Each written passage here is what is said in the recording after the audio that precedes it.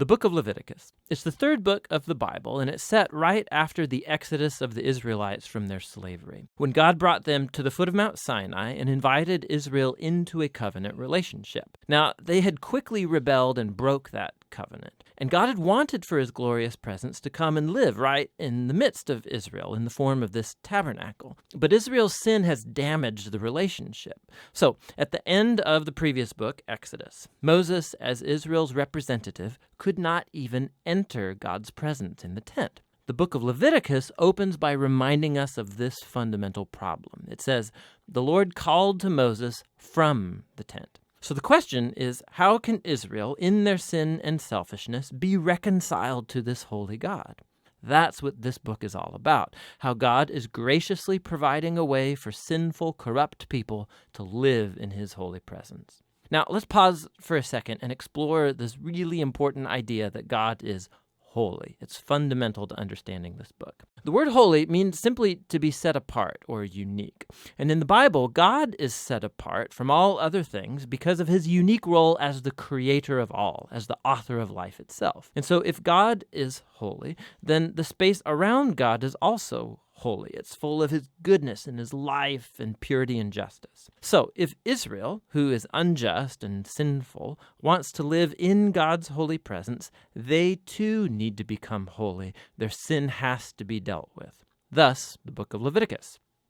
Now, the book has a really amazing symmetrical design. It explores the three main ways that God helps Israel to live in his presence. The outer sections are descriptions of the rituals Israel was to practice in God's holy presence. The next inner sections focus on the role of Israel's priests as mediators between God and Israel.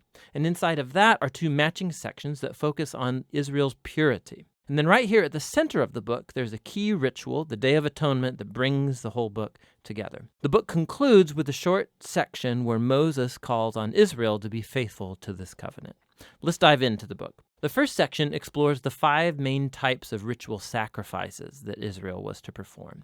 2 of these were ways that an Israelite could say thank you to God by offering back to God these symbolic tokens of what God has first given them. 3 other sacrifices were different ways of saying sorry to God. So here an Israelite would offer up the lifeblood of an animal while confessing that their sin has created more evil and death in God's good world. But instead of destroying this person, God, of course, wants to forgive them. And so this animal symbolically dies in their place and atones, which means it covers for their sin. And so through these rituals, the Israelites were constantly being reminded of God's grace, but also of his justice and of the seriousness of their evil and its consequences. The second set of rituals lays out the 7 annual feasts of Israel.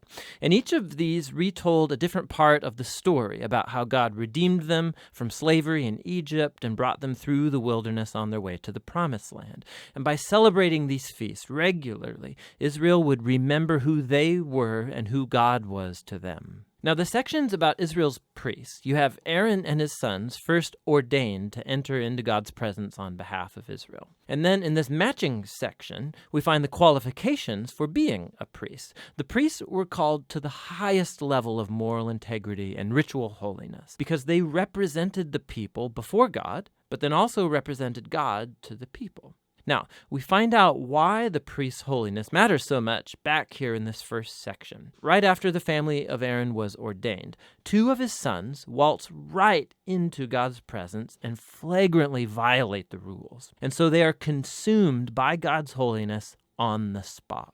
It's a haunting reminder of the paradox of living in God's holy presence, because it's pure goodness, but it becomes dangerous to those who rebel and insult God's holiness. And so it's important that Israel's priests become holy, and also that all of the people of Israel become holy, which is what the next inner sections are all about. Chapters 11 through 15 are about the ritual purity required of all the Israelites, and chapters 18 through 20 are about the moral purity of the people. Here's what's underneath all of this purity and impurity language. Because God is holy and he's set apart, the Israelites need to be in a state of holiness themselves when they enter into his presence. This was called being clean or pure. God's presence was off limits to anybody who was not in a holy state, and this was called being unclean or impure. Now, an Israelite could become impure in just a few ways. by contact with reproductive body fluids, by having a skin disease, by touching mold or fungus, or by touching a dead body. Now, for the Israelites, all of these were associated with mortality, with the loss of life, which gets us to the core symbol of all these ideas. You become impure when you're contaminated by touching death, so to speak.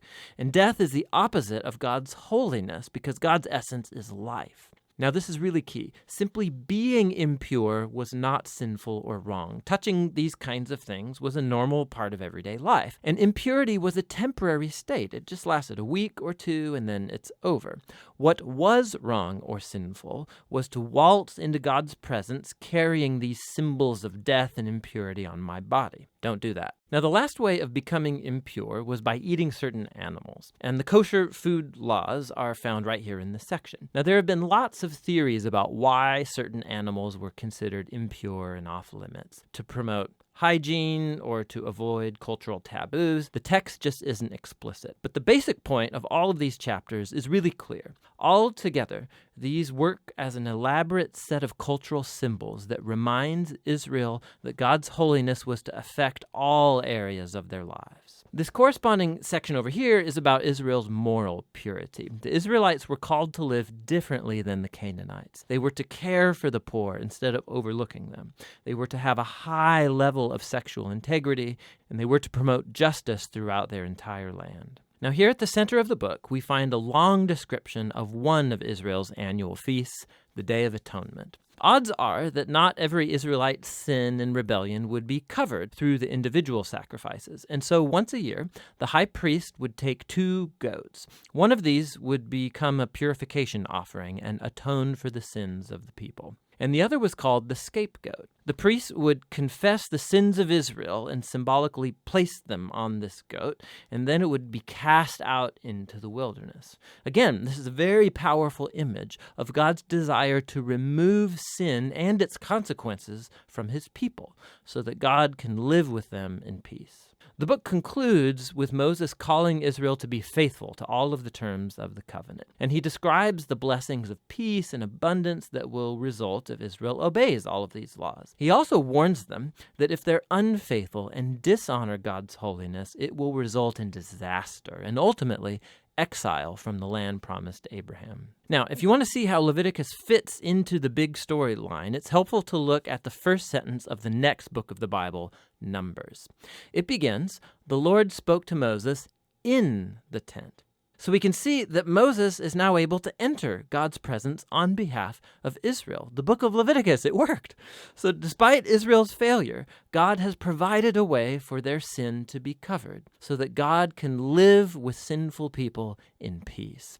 And that's what the book of Leviticus is all about.